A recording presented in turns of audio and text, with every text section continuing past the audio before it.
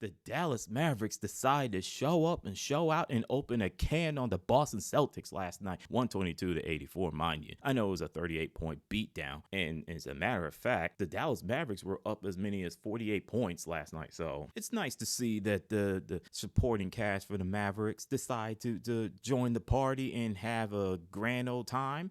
Derek Lively II hit his first three-pointer, not just in the playoffs, but the entire 2023-2024 NBA season, and that's crazy. And I'm going to say this again.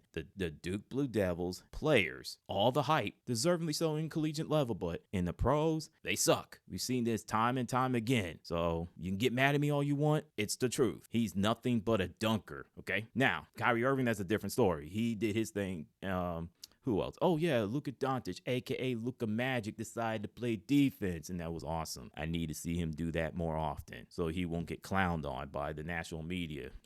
And have the Mavericks fans get off his back a bit. So, hey, but as a Spurs fan, I want to see my San Antonio Spurs beat the crap out of him and the Mavericks. But that's just me. It's a rivalry thing. You wouldn't understand. Now, let me get back to the NBA Finals. I did watch some of it, and let me tell you something. The second quarter was the difference, and afterwards, it was an avalanche from there. And I think that the Boston Celtics pulled their starting five in early third quarter. I mean, I'll get to the Boston Celtics momentarily. So, look, the Dallas Mavericks going to have to take that momentum to game 5, which is next Monday, and see if they can steal a game in Boston, Massachusetts to bring it back to game 6, which is on next Thursday. So can they do it? We'll find out. So as for the Boston Celtics, let's just say that's just typical from them. They'll look like the best team in the league in one game, and the next game they look like an expansion team. They look god awful, and that's who they are. They're a little Jekyll and Hyde roller coaster. They're up and down, you know. So,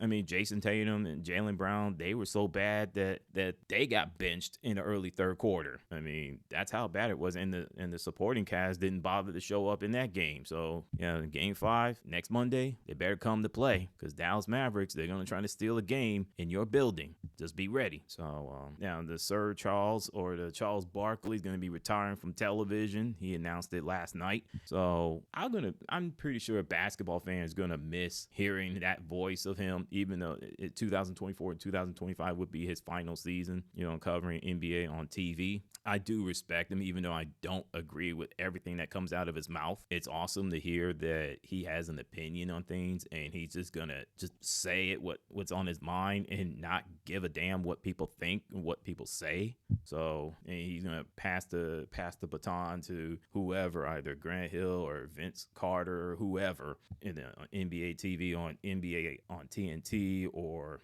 NBA TV, whoever. Oh yeah, speaking of which, before I go on to another subject, I think there's a deal. It's supposed to be NBA going to have a contract where it's going to be on not only on Amazon Prime Video, which that's a shock, on NBC. I'm ready. I want that theme song back. I want to see who they're going to bring on NBA on NBC, the commentators, and I know I can see it somewhere. It's going to be Mark Jackson. Oh my goodness, please don't, but I wouldn't be surprised. So, and ESPN is like a long-term contract, and that leaves Turner Sports or NBA on TNT out in the cold. So, like I said, 2024 and 2025 season NBA on TNT will be its final on that brand, on that channel. Now, LA Lakers coaching search continues. It went from Dan Hurley to possible JJ Redick. I've heard some people and some basketball fans were complaining, screaming bloody murder about Dan Hurley possibly getting the job before he turned that down. We don't want another college coach, man. That's garbage. Okay, but it's better than having JJ Redick, who has zero experience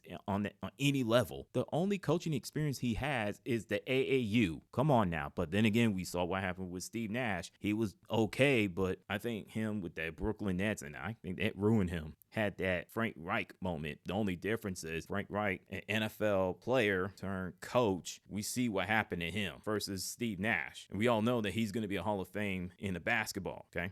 So if JJ Redick gets the coaching job, which I have a feeling it's going to happen, he's going to have to be ready. And the LA Lakers, hey, y'all got to show some patience. If not, you fire him after 2 years, you're going to be right back on the coaching market. Maybe you shouldn't got rid of Darvin Ham. Just throwing that out there. Throwing them out there. Throwing y'all salute. I'm out. What's your thoughts on these topics?